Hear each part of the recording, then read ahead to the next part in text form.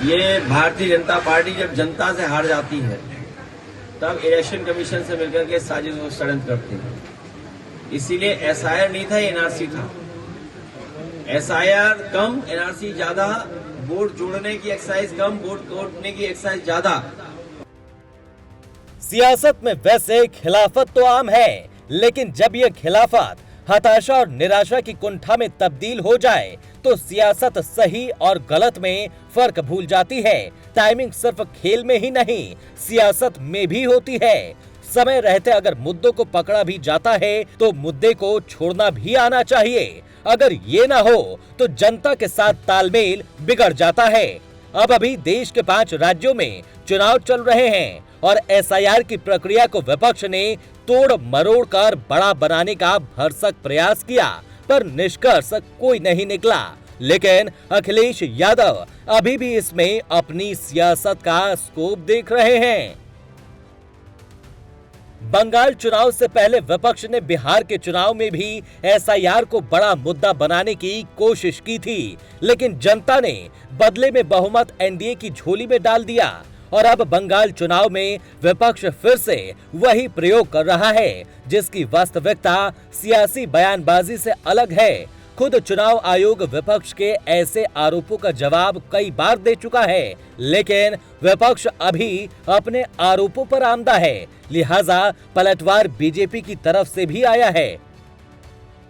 एक तो समाजवादी पार्टी और उनके मुखिया की बात को कोई गंभीरता से नहीं लेता है, और एक नई बात हम लोगों को पता लगी है। इस समाजवादी पार्टी के मुखिया अपने घर में एक नशे का पेड़ लगा रखा है उन्होंने। रोज सुबह उस पेड़ के नीचे बैठते हैं और जब उस पेड़ का असर उनके ऊपर हो जाता है तब वो घर से बाहर निकलते हैं, प्रदेश भर में घूम के तथ्य विहीन बात, सड़क छाप बात और बेवजह की बात करते हैं।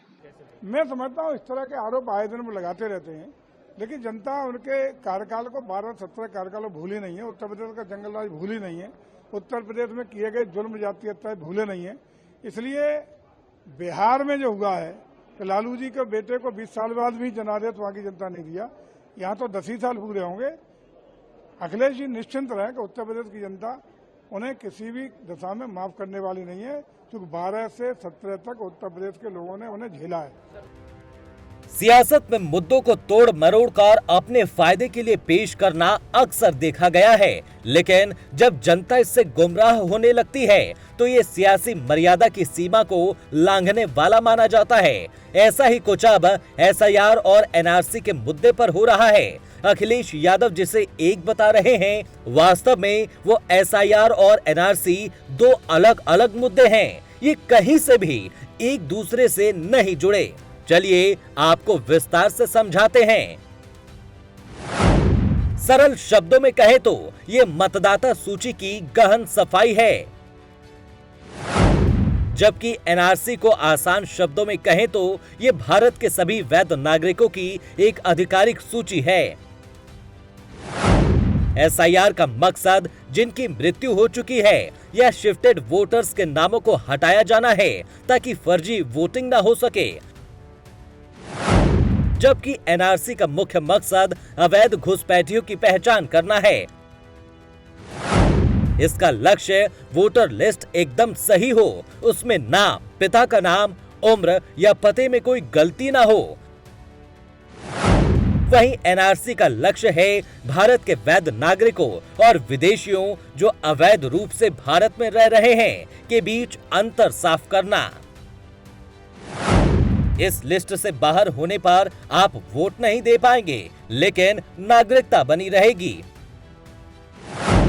वहीं जो लोग इस लिस्ट में शामिल नहीं हो पाते उन्हें विदेशी माना जा सकता है।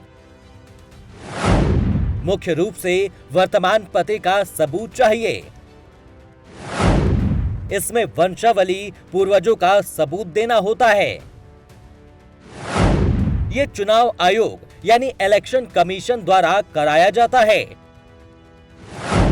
ये केंद्र सरकार यानी गृह मंत्रालय और आरजीआई की देखरेख में होता है।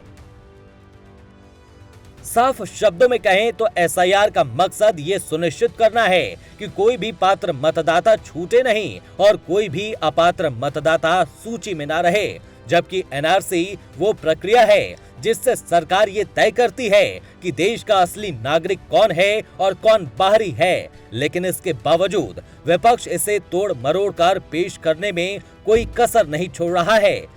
लिहाजा यूपी सरकार में मंत्री अनिल राजभर सपा पर जमकर बरसे हैं।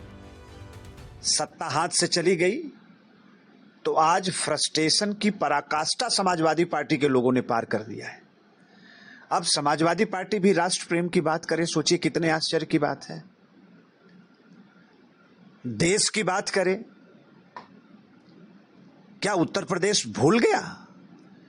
जब अखिलेश यादव जी की सरकार ने आतंकवादियों के ऊपर से मुकदमे वापस किए और उन आतंकवादियों के ऊपर से मुकदमे वापस किए जिनको बाद में न्यायालय ने आजीवन कारावास तक की सजा सुनाई, इतना तेजी से तो गिरगिट भी रंग नहीं बदलता होगा जितना तेजी से समाजवादी पार्टी के लोग रंग बदल रहे हैं।